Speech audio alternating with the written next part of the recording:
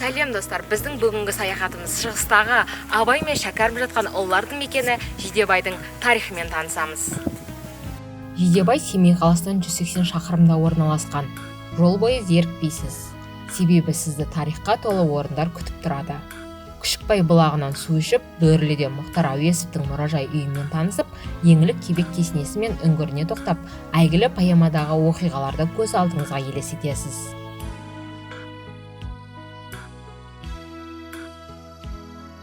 Киелі мекенге табан тірегенде айттым саған қаламқас әнмен қарсы алып, Абайдың бейнесі шыға келгенде өзің көргендей күйгендік.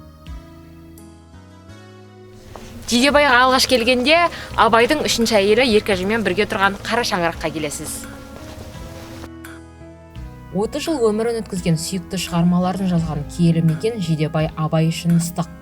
Бұл Қара шаңырақ 1895 жылы Абай атамыздың жобасымен салынған. Ақынның 125 жылдық мерейтойына орай күрделі жөндеу жұмыстары жүргізіліп, мұражай ретінде пайдалануға берілген. Абай атамыздың үйі бірнеше бөлмеден тұрады.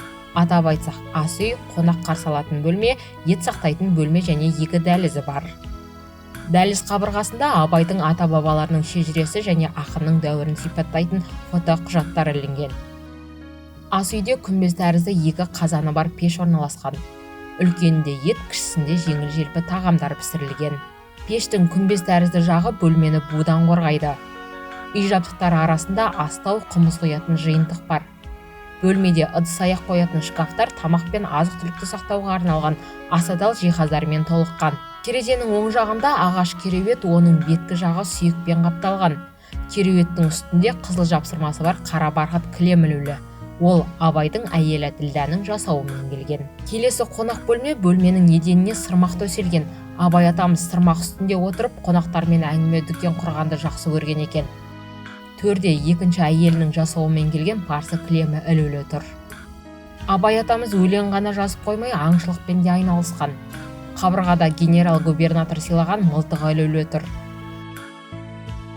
Күміс ертоқым әйгерімге Абай атамыздың сыйға тартқан дүниесі. Күміс белбеу Құнанбайға тиесілі болған. Төсек жабдық әйгерімнің жасауы. Бұл сурет 1896 жылы ақынның 51 жасында түсірілген. Қасындағы екеу 2 әйелінен туған ұлдары Ақылбай мен Тұрағыл. Жезлеген мен Қазмойын Құман анасы Ұлжандікі. Абайды қырқынан шыққанша суға түсірген.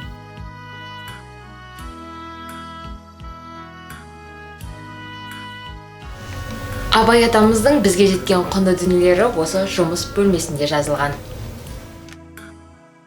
Бөлмеде айна, қабырға сағаты, майшам, кітаптар жиналған сөре, қызыл барқыт диван қойылған.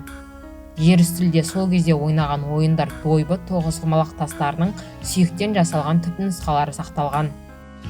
4-ші бөлме әмеңгерлік жолмен алған. Ұлы ақын өмірінің 11 жылын қасында өткізген 3-ші әйелі Еркежанның бөлмесі. Соңғы ет сақтайтын бөлмеге де жеттік. Абай атамыздың үйіне қонақтар көп келгендіктен аптасына 5-6 бас мал сойылып, етті осында сақтаған. Бақанға ет іліп, астына от жағып ыстаған деседі. Бөлме ішінде әлі күнге дейін ерекше иіс бар және бөлменің қабырғалары тастан қаланған. Бұл жер кезінде саманнан кейіннен шығыс үлгісінде салынған Абайдың әжесі Зере, анасы Ұлжан және Құдайбердінің мазары орналасқан. Ол жандардың Абайдың ұлы тұлға болып қалыптасуына үлкен үлес қосқанын жақсы білеміз.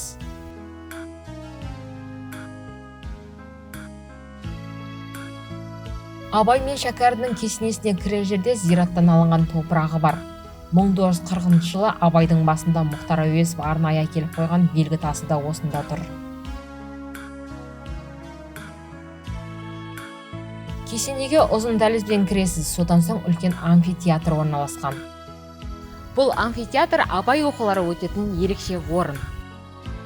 Жыл сайын қыркүйек айында өтетін Абай оқуларының финалдық кезеңі осы жерде өтеді. Республиканың түкпір-түкпірінен келетін оқушылар Абайдың өмірімен және ұлылар жерінің тарихымен танысады. 1992 жылы құрылысы басталған Абай мен Шәкәрімнің кесенесі 1995 жылы ЮНЕСКО бойынша тойланған ақынның 150 жылдық мерейтойына орай салынып бітті. Ұзындығы 200, ені 65 метр болатын кесене Сарыарқаның төсінде поэзия айдынында баяу жүзіп бара жатқан Абай мен Шәкәрімнің қос желкенді кемесі сынды тұрғызылған.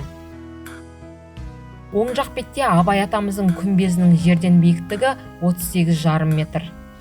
Ал Шәкәрім қажының күмбезінің биіктігі 37 метр. Шәкәрім күмбезін Абайдан 1,5 метр аласа болуы немере інісі шәкірті бір мүшел жас кіші болуымен түсіндіреді. Кесенедегі 4 құлақша құбыласы тең болсын дегенді білдіреді. Қазақ поэзиясының 16 қанат ақ ордасы Абай күмбезі болса, Шәкәрім соның жанынан жаңа шаңырақ көтерген жасы отау сынды. Себебі Шәкәрімнің сүйегі 30 жыл құрғұдықта жатты. Қажының денесі де еңбегі де кеңес үкіметінің құрсауында болды. Баршамыз Абай мен Шәкәрім рухына құран бағыштап, өткен бір ғасырлық тарихпен танысып, Абайдың жолымен жүріп өттік деп ойлаймын.